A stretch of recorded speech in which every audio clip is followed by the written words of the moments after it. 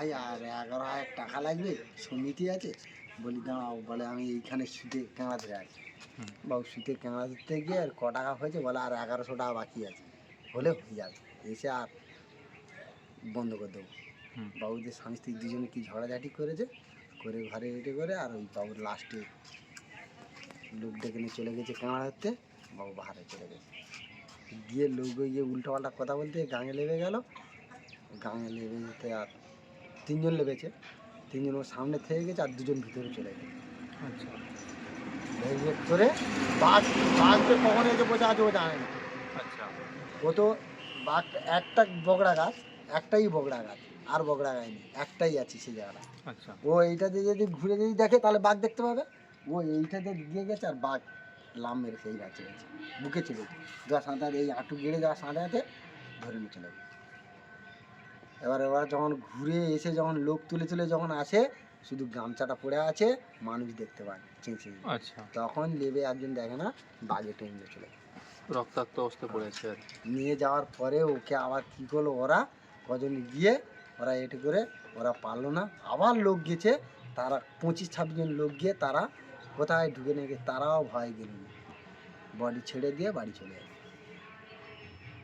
গর্জন গর্জন দেয়নি তো, কোনো খুঁজে পাওয়া যায় না। পায়নি, বডি কোথায় আছে কোথায় খুঁজবে। আর ও বডি মেরে দেওয়া মানে ও বডি ফেলে দিয়ে ও সরে চলে যাবে, কেউ যদি আরেকবার ঢুকে তাকে অ্যাটাক করে দেবে। লুকিয়ে থাকবে, না ওই জায়গায় আবার কেউ এলে আবার আক্রমণ শুরু করে দেবে। সেইখান থেকে ওই ছেড়ে দিয়ে চলে এলো। তারপরের দিন আমাদের লোগো, ফরেস্টারের লোগো গিয়ে যখন ইয়ে করে, তাও বডি নেই, ঢুকতে পারেনি সে জায়গায়, বডি নিয়ে আসতে পারলো না। ফরেস্টার আমাদের ডাকে, ডাকার পর আমরা যাই, গিয়ে বাঘ যখন দেখতে পাই না, আমরা জালের ভিতরে জাল টাল এঁকে কাজ টাজ করে দেখা গেল বাঘটা দেখা যায়নি। বাঘটা হচ্ছে লোকালয় ঢুকে গেছে। লোকালয়ের মধ্যে থাকার জন্যে যখন একজন এসে বললো যে লোকালয় বাঘ আছে, বলে আমরা যখন দেখি বাঘটা লোকালয় আছে, আসতে ওই বাঘটা এবার লোকজন কাঁড়ি হয়ে যাওয়ার জন্য বাঘটা এখন লোকালয়ের দিকে ছুটে আসছে, গ্রামের দিকে ছুটে আসতে আমরা ওর পিছনে ছুটে ছুটে আসি। আসার পরে আমরা ওকে ভেরিগেট করে নিয়ে বাঘটাকে এক জায়গায় একটা কর্মচার গাছ ভিতরে শুয়ে পড়ে। আর তার পাশে একটা বুড়ো লোক কাজ করছিল, সেই সন্না গাছের উপরে উঠে যাওয়ার জন্যে ওনাকে আমি বাঁচাতে যাই। ওনাকে বলছি তুমি নেমে যাও, নেমে গেলে ওনাকে নিয়ে চলে যাবো বলে এইভাবে আমি ওকে লাভাতে আমার পিছন ধারে লোক ছিল, লোক থাকার জন্যে তাও সত্ত্বেও দেখলাম যে ঘুরে যখন বাঘটার দিকে যখন আমি লক্ষ্য রাখি, ঘুরে যখন এরকম চাই, বাঘ তখন আমার দিকে লাফিয়ে যায়। লাফানোর সঙ্গে সঙ্গে আমি কিন্তু গালিতে হাত ঢুকে দিই, হাত ঢোকার সাথে সাথে আমাকে আঁটু মেরে পড়ে যেতে হয়। পড়ে যাওয়ার পরে আমার বাড়ির ধারের লোক জন্মেঞ্জয় বর ও মারধর করার পরে ছেড়ে দেওয়ার পরে ও একটা হাত নিয়ে আমার এই ঘাড় নিচু করার পরে আমি যখন এরম করে দিই, ওর চোখের চোখ পড়ে যায়, পড়ে যেতে ও তখন আমার এই চোখে কামড়ে দেয়। ফেব্রুয়ারি 10 তারিখ। ফেব্রুয়ারি 10 তারিখ। হ্যাঁ, এই 1 বছর হলো। 1 বছর হয়ে গেছে। তাহলে ওই চোখটা কি? না, এই চোখটা এখন আর কিচ্ছু দেখা যায় না। চোখটা একটু খুলে দেখাবে? কি অবস্থা দেখুন, কোন জায়গায় মেরেছিল কামড়টা? কামড়টা এইখানে নিচ পাটির দাঁত এই পর্যন্ত এরকম করে। পুরো এখান থেকে এখানে মানে হাত মেরে দিয়েছে না কামড় দাঁত মেরে দিয়েছে? কামড় দিয়েছে। এই মুখে করে কামড় মেরে দিয়েছে? হ্যাঁ। দেখুন এই জায়গা থেকে আমি যেটা দেখতে পাচ্ছি, এই জায়গা থেকে এরকম একটা জায়গা অবধি দাগ হয়ে আছে, আর চোখটা খুলে গিয়ে কিরকম একটা অবস্থা হয়েছে দেখুন। এইটাই মাইক্রো সার্জারি করে এই চামড়াটা এখানে লাগিয়েছে। ও, মাংস উঠে গিয়েছিল? মাংস এখান থেকে ইয়ে করে দিয়েছিল, দেওয়ার পরে এখান থেকে চামড়াটা কেটে এইটা লাগিয়েছে। এখন তাহলে ওই চোখে তো কিছুই দেখা যায় না? না। একটা চোখে দেখতে পান? একটা চোখ। আর সরকার থেকে যে আপনি যে সরকার কাজ থেকে- করতেন মানে রেস্কিউ টিমে, আপনার উপর যেরকম বাঘ আক্রমণ করেছে, তো সরকার থেকে কিরকম কিছু মানে পেয়েছেন অনুদান? সরকার থেকে মধ্যে আমি হসপিটালে ছিলাম, থাকার জন্য ওনারা 1 মাসে বাজার নাকি দেয়, আমি এটা শুনেছি। 1 মাসে বাজার দিল, দেওয়ার পরে এবারে ফরেস্টার থেকে নাকি শুনলাম চশমা পরে নেই, চোখে রোদ লাগছে। 50,000 টাকা আমাকে চিকিৎসার জন্য দেয়। আচ্ছা, চিকিৎসা দেওয়ার পরে ওই একটা এনজিও থেকে কে অলিন মিস্ত্রি, উনি দেয় 1 লাখ টাকা চেক। তারপরে WTI আমাকে দিল 75। এই মোট 1 লাখ 2 লাখ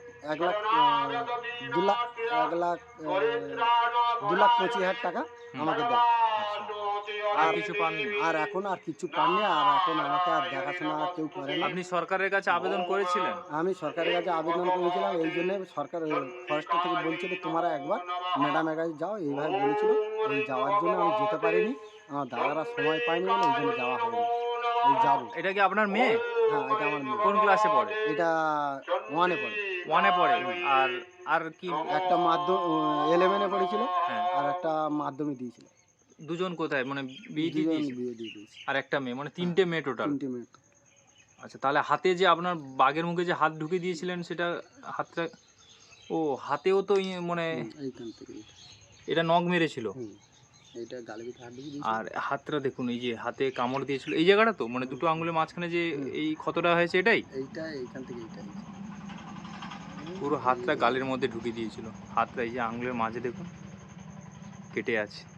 আচ্ছা, এই চোখটা কি কোনোদিন মানে যন্ত্রণা হয় কিংবা? না, যন্ত্রণাটা না হয় না এখন।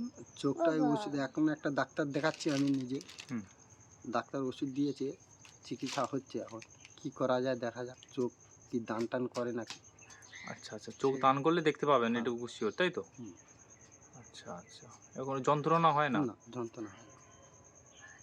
প্রাণে বেঁচে গেছেন, এটাই হচ্ছে বড় কথা। মানে ও যদি ঘাড়ে ফাড়ে কামড় মারতো তাহলে তো পুরো না, ওটা ফুটো যদি করে ও দিত। যদি এইটা যদি নিয়ে নিত, সঙ্গে সঙ্গে মার্ডার করে দিত ওইখানটা। মানে পুরো পুরো দাঁত ঢুকিয়ে দিত তো। দাঁড় কামড়ে দেওয়া মানে ও এর নাগড়া দিলের মধ্যে এগুলো সব 1 সেকেন্ডে পুরো। অ্যাক্সিডেন্ট মরে যাবে। আর বাঘটা কি বড় সাইজের ছিল? বাঘটা হচ্ছে ওই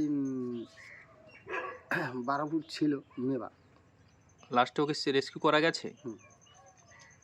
ওকে আমি যখন পিজিতে থাকি, ওকে খাঁচা পেতে জাল টাল ঘিরে খাঁচা পেতে তুলে নিয়ে ওকে অন্য জায়গায় ছেড়ে দিয়ে, আচ্ছা আচ্ছা। ওই অন্য চামটানে কোথায় ছেড়ে দিয়ে। এখানে রাখলে তো ও তো ফের খেতেই যাবে না, হ্যাঁ হ্যাঁ হ্যাঁ। ওই জন্য ওকে চামটানে ছেড়ে দিই। তো আপনাদের পরিস্থিতি তাহলে এখন খুব। পরিস্থিতি দাদা সত্যিকার কথা আমার কোনো নেই, আমার ওই গাং খেটে খাওয়া এছাড়া আর কিছু নেই। মেয়েগুলোকে ওই গাঙের উপরে সব কিছু, পড়াশোনা করাতাম সব কিছু, আমার ওই গাঙের উপরে জীবন।